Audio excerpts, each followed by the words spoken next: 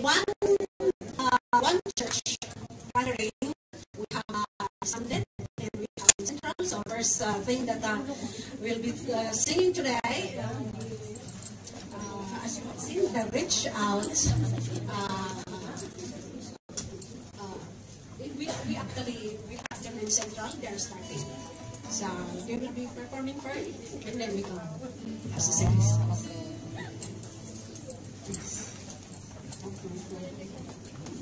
Happy October Praise!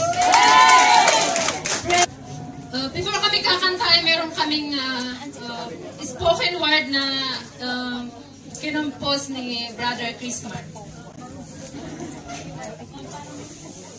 Praise the Lord! This is the day that the Lord has made, and we will rejoice and be glad in it. How good and how pleasant it is for brethren to dwell together in the unity. Purihin ang Panginoong Jesus. Let us hold unswervingly to the hope we profess. For He who promised is faithful.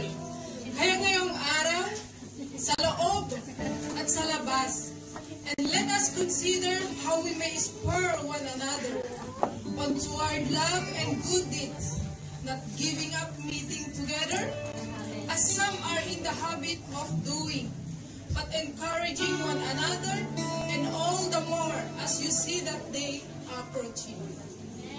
We are blessed and highly favored. Ikaw, ako, lahat tayo, wala tayong maipagmalaki. Kahit ang mabuti nating mga gawa, kundi ang maipagmalaki lang natin ang tinapos na gawa ni Kristo. Yan ang mensahe sa cross ng Kalbaryo. Grabe! Si Lord mga kapatid, talagang grabe siya. Amen. Binigay niya ang regalo para sa lahat. Sa lahat ng initiwala. Sa Kanya, ang regalong walang kapantay na hindi kumukupas, hindi nasisira o napupuha.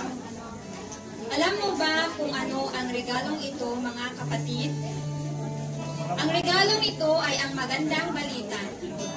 Magandang balita na biyaya para sa lahat. Sa lahat ng nanalig at sumampalataya sa Kanya. Simulan natin sa pag-ibig. Pag-ibig ng Diyos tungo sa kaligtasan na walang katulad. Di tulad ng jowa mong ligaya ang hanap. So, di ka si ligaya. Tama! Ang kaligtasan na regalo ng Diyos sa atin.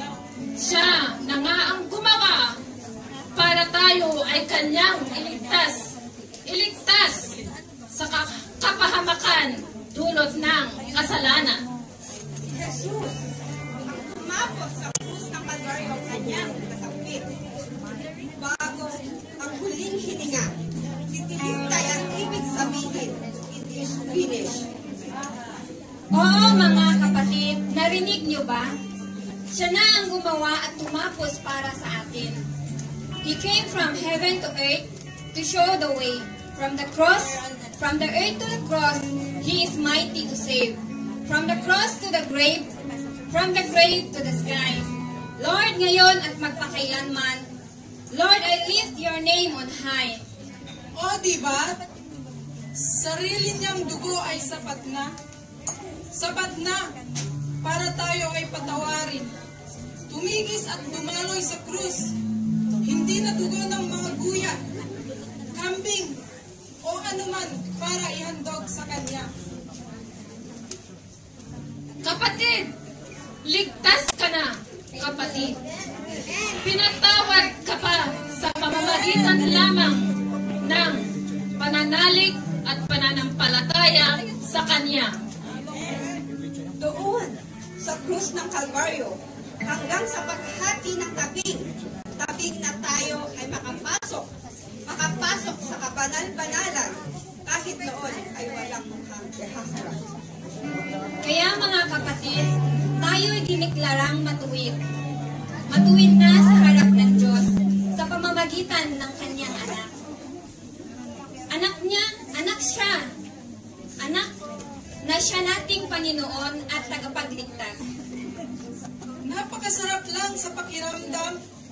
pakiramdam na tayo ay pinagaling.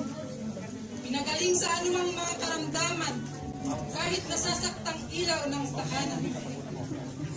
Kaya ngayon, Palayo sa asawa at anak ay kanyang pinagsasama. Dahil sa kanyang mga sugat at bugbugtong na katawan, bugbog na katawan, ikaw at ako ay pinagaling, pinalakas at mabubuhay ng mahaba. kaya ngayon, nais naming ibahagi din ang pagpapala ng Panginoon sa bawat isa sa atin. Ay meron tayong reward doon. Sa magandang balita na regalo sa atin, ating tanggapin at mahalin. Salamat, Panginoon. Pinagsama-sama mo kaming lahat. Ito ang kagustuhan naming purihin ka. 1, 2, 3, 4. We are blessed and